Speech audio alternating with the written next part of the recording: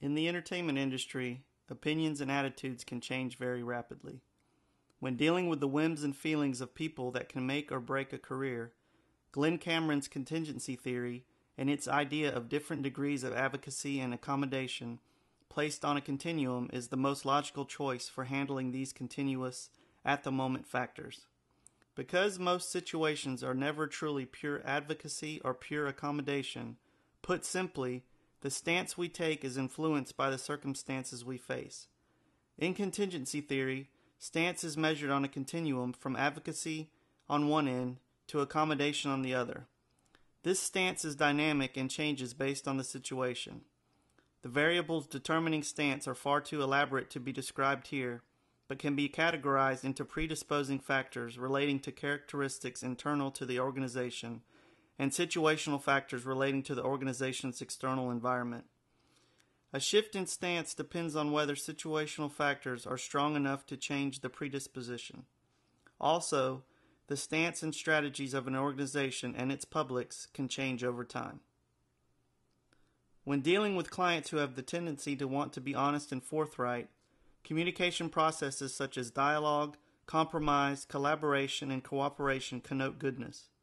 Like others, we find the moral obligation to engage in such dialogue often compelling, but such manifestations of varying degrees of accommodation are not universally the highest moral position. For some issues, taking a moral stand means not engaging in a two-way symmetrical communication, because to do so would place communication process above ethical principle. Contingency theory can be thought of as a connection between the normative ideal way to practice public relations and the pragmatic actual way public relations is practiced. Ethics can play a vital role in professional practice of public relations. W.D. Ross, the Scottish philosopher who was known for his work in ethics, devised 6 ethical duties for public relations that I will analyze more later in the discussion on crisis communications. For now, we just need to know that Ross proposed a conditional duty in which the individual forms an opinion based on the circumstances of the case.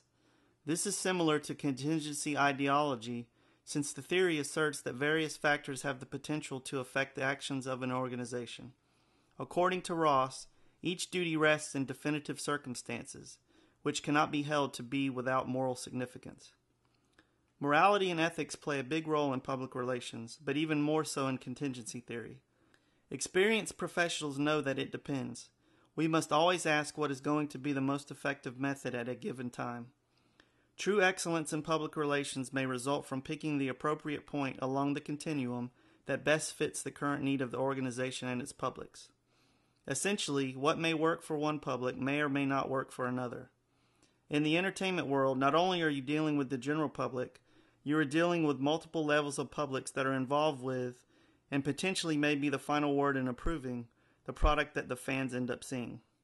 Ultimately, Cameron's contingency ideal offers a theory to understand how the inevitable competition and conflicts that occur in a complex world can be managed. And believe me, the world of entertainment can be a complex one indeed.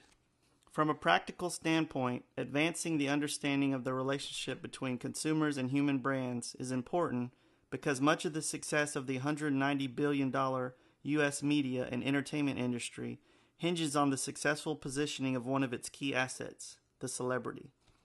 Because of the huge financial stakes that are sometimes involved, using the contingency theory is ideal for my company in its dealings with DeWalt Fear Factory. In fact, the theory was put to the test recently when dealing with DeWalt Fear Factory and our online presence versus the public relations team for the company that was financing the film Drew was directing. Instead of working with us and mutually promoting the project, the financing company took the position that they would be in charge of all promotions and publicity for the film. Being that this was how DeWalt Fear Factory planned on earning a living, we would do as they asked without question. Some would consider this a fatalist view of public relations, as Peter Drucker described. There's no public relations. There's publicity, promotion, advertising, but relations by definition are a two-way street. And the more important job and the more difficult is not to bring the business and execution to the outside, but to bring the outside to terribly insulated people. Not only was the financing company hardly ever represented on set, they were against us promoting the film in any way before they thought it to be the right time. This was definitely a one-way street situation if there ever was one. Because of DeWalt Fear Factory's strong, organically built online presence, we were chomping at the bit to share anything about the production of the film. But because of the financing company's request, we refrained from discussing anything with anyone. What made matters worse was that other outlets were reporting misinformation about the project, and we were handcuffed in regards to correcting them. The situation was frustrating for us, but it was also in our best interest to comply or risk breach of contract. We acted as if nothing was wrong, and as Drucker said, public relations professionals can sometimes fail to tell the truth to management, in this case the financing company.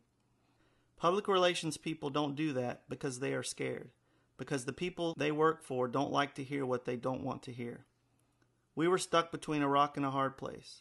We wanted to promote our film to further increase our viability as a brand, but if we did so, we might lose the project that was helping us in doing just that. We were definitely residing on the accommodation end of the contingency theory continuum. Not only that, but things were about to get worse. One way celebrity brands acquire buzz is by creating an emotional attachment with the public. Now modern celebrities are able to communicate directly with fans through social networking websites. In fact, the pervasiveness of celebrity reflects the growing reach and range of media outlets, including television and the internet. Part of my job with DeWalt Fear Factory is to scour the internet for news regarding DFF, talk to the DeWalts themselves about what I have read, and then, if appropriate, report it to our fans on Facebook and other social media venues. One morning while doing research on IMDb, aka the Internet Movie Database, I saw that a page had been created for Drew's project. After talking to Drew, we decided it would be okay to link the page online since it was now out in the public for everyone to see and wasn't coming from us directly. I posted a link to the page on Facebook, as did Drew, and then thought nothing of it. Later that night, way later as Drew is in Los Angeles and 2 hours behind Central Time, Drew called me and told me to take all incidents of the link offline. The financing company had caught wind of what we did and were contemplating whether or not this was a breach in contract. Needless to say, Drew was panicked and wanted no part in losing money on a project that he was almost finished with. After talking him down and assuring him that I would remove all the links that originated from us, things calmed down. We decided the next day to never again mention the project anywhere, even if it originated from somewhere else, due to the fact that the contract was too important to risk, at least until we were given the green light to do so. Once again, we had come to the realization that we had a project on our hands that we couldn't promote ourselves. Based on the circumstances in this case, and the fact that by defying them would lead to a possible loss of income for my client, we did what we thought was right for us. However, as W.D. Ross pointed out, right does not mean the same as morally good. Speaking of Ross, he identified that duty does not lie in motives but actions. The 6 duties that he described are: number 1, fidelity, acknowledging past indiscretions that violated a public's trust. Number 2, gratitude, thanking a public for previous or current actions. Number 3, justice, promoting the equal chance of pleasure and happiness. Number 4, beneficence, improving the conditions of a public in respect to intelligence, virtue, and or pleasure.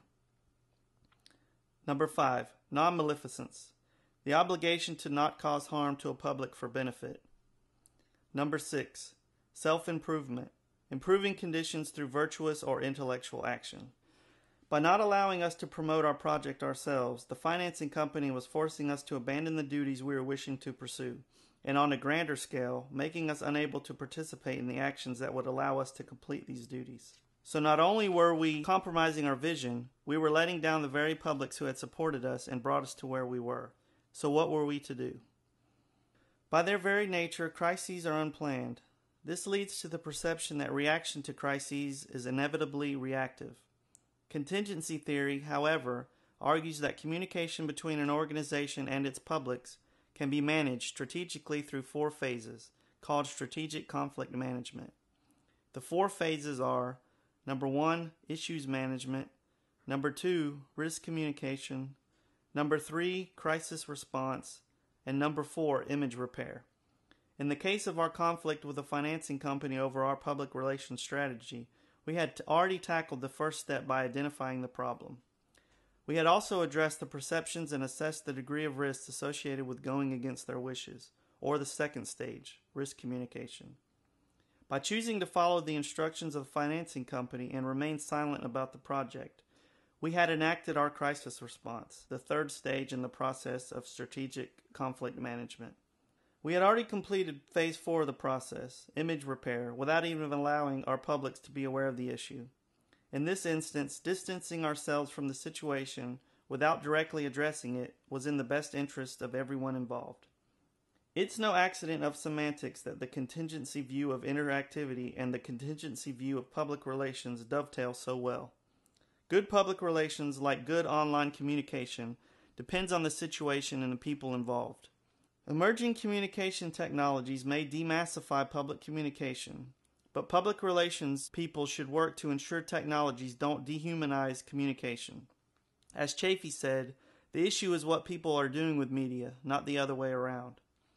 By maintaining such an open and engaging online presence, DeWalt Fear Factory runs the risk of encountering more crises like the one previously discussed. As Mary Verdin of Verdin Marketing Inc. stated when interviewed by Juliana Barker, the rule is mess up, fess up, clean up. If you screw up, you've got to be honest about it, and then you've got to fix it. In this instance, luckily, there was no real damage done, except maybe to our prides, and we learned a lot about how to deal with studios in the future. Luckily for me, working with DeWalt Fear Factory, I am dealing with a group of people with great morals and ethics. By being able to learn and understand that sometimes adjusting your level of advocacy or accommodation can lead to greater success in communication between publics, we will have the potential of much greater success in the future.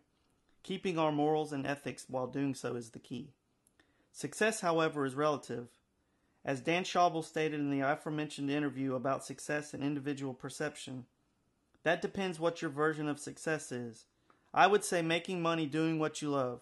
That is my typical definition of success. You can make $1 million, but hate your life, and that's no good. By maintaining the ideals of the contingency theory, I hope we can eventually achieve both financial and life success.